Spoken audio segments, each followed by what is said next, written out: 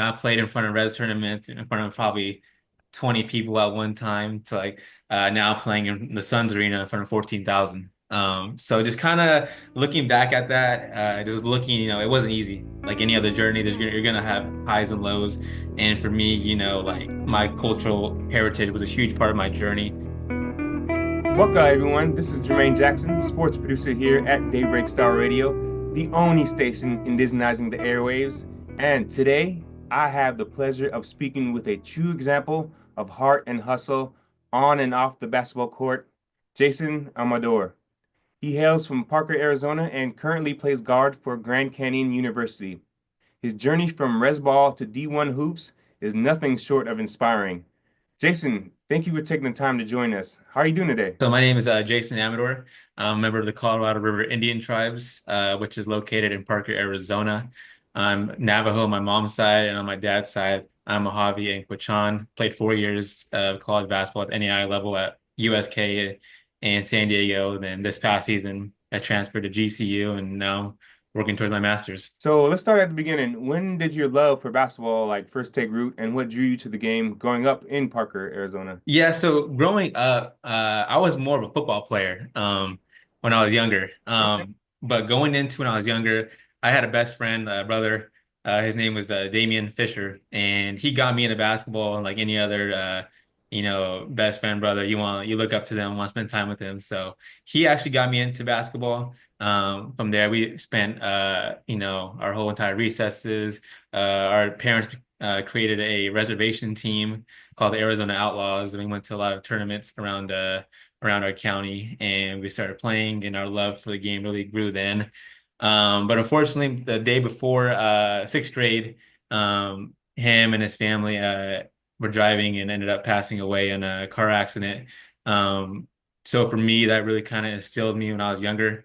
That hunger and that passion that he had, I wanted it to carry for him as well. So for me, growing up, that's kind of why I play basketball, kind of want to carry on his dreams just because he never had the chance to. So that's really what kind of got me into basketball. That's a powerful story, and that's a powerful reason when you're like waking up in the morning, you don't want to wake up or don't want to do a workout.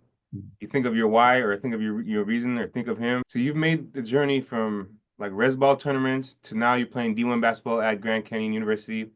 What was the transition like, and like what did that teach you about resilience? I played in front of res tournaments in front of probably 20 people at one time to like now playing in the Suns arena in front of 14,000.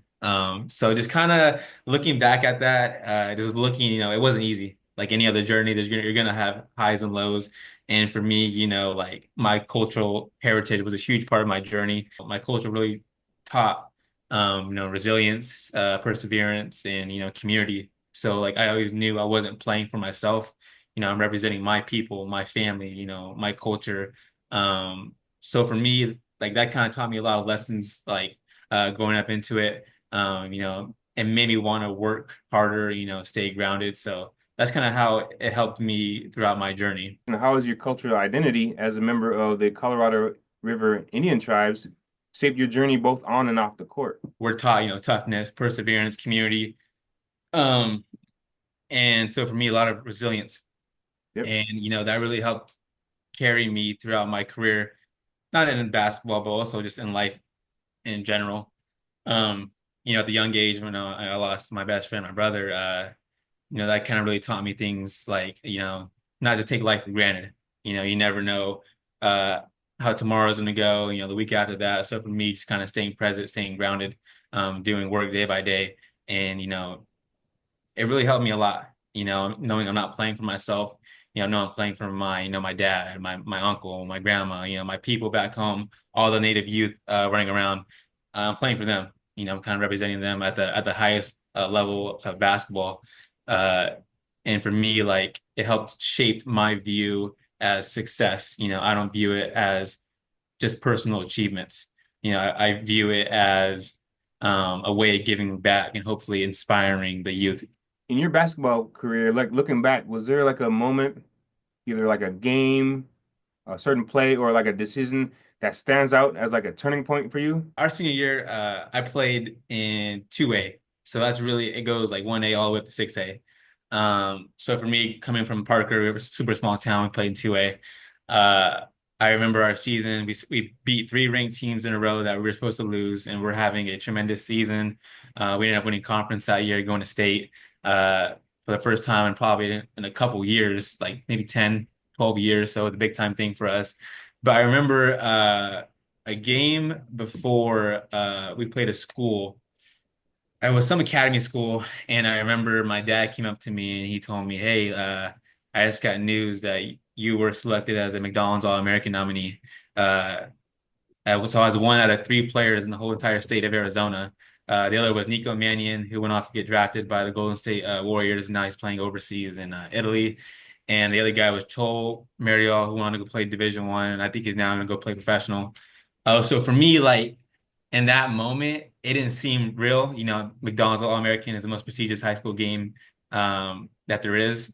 So for the fact that out of all the coaches and all the people on the committee on staff, recognized me from a small town when all these kids played in the bigger city areas on preps teams and stuff, like it kind of just showed like how much harder work I put into this game. So for me going to that game, I ended up dropping like 28, 29, 30 points that game. Like kind of Really? really like it changed my mindset. Like it made me more of like a beast. Like you recognize like I'm good enough to be with those guys at that level.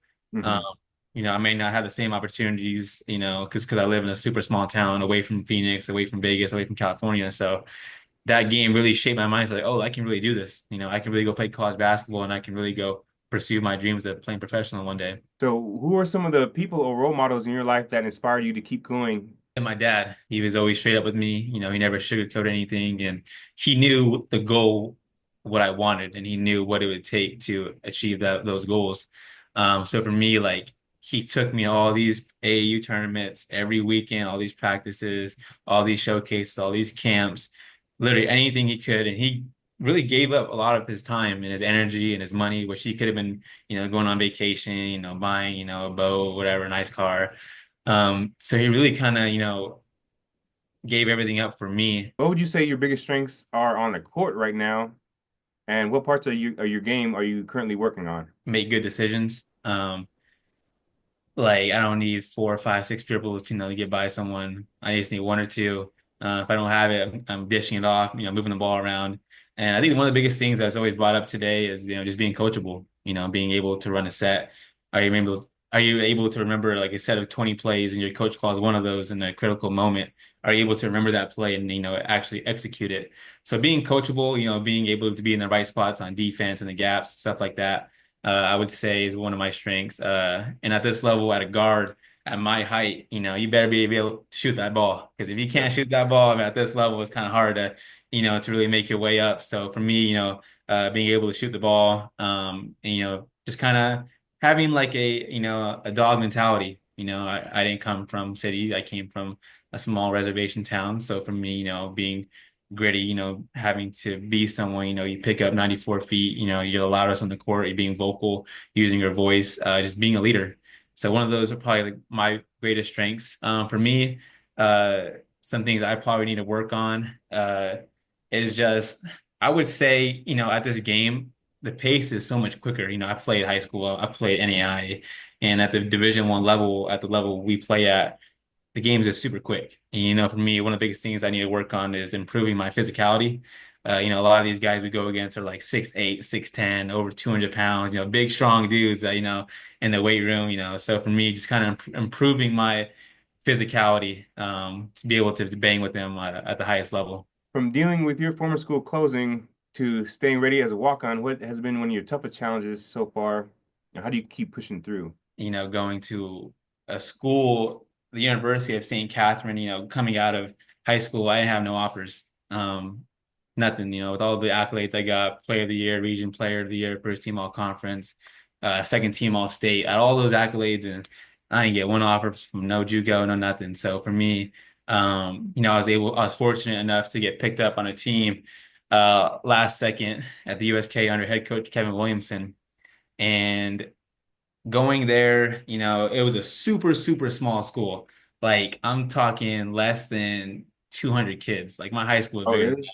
It Oh, was a dang. school. mostly of just athletes, like 90% athletes, and it was an Orthodox Christian school, so it was a real like a private university. So for me going to a school like that, I went through the whole COVID year. I had my season taken away from me. We were about to go national tournament, and the day before we leave, they tell us, "Hey, you can't go." And then going on as my career went forward, I had to get a double hip surgery at the age of 20. Oh, And really? yeah, that really put a stint in my career. So I was out for a year and a half, and the day I came back after a year and a half not playing, the first 5 minutes in the practice, I break my finger. So I'm out even like another month and a half. Uh, and then with the school shutting down, like it was a lot. So for me, like really helped me, face those challenges and really get through to all those setbacks in adversity, was just really, really just remembering why, like remembering why you do the stuff you do at the level you do it. Why do I get up every day and go to the gym? Why do I go up every day, continue to get my education and, just remembering my whys, like my brother, my community, my family, my dad. I want to make them all proud. What message do you want to share with the young native hoopers out there who look up to you and dream of playing at the D1 level like you are? Dream big.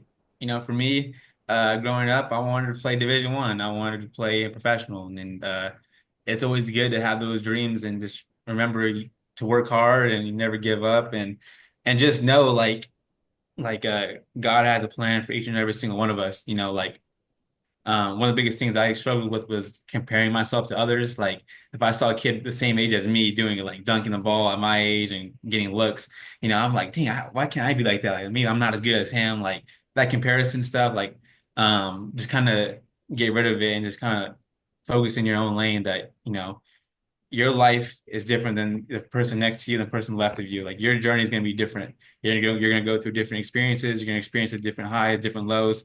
So just kind of remembering like just to dream big, work hard, and remember like your heritage, where you come from, gives you strength wherever you go, and really embrace your culture as you make your way, and just to remember to stay disciplined, um, and really just surround yourself with people who you want to be. There you go. Don't Yep, surround yourself with people who are doing bad stuff. it's a big Surround one. yourself with people that are really going to uplift you and support you, and that you can lean on.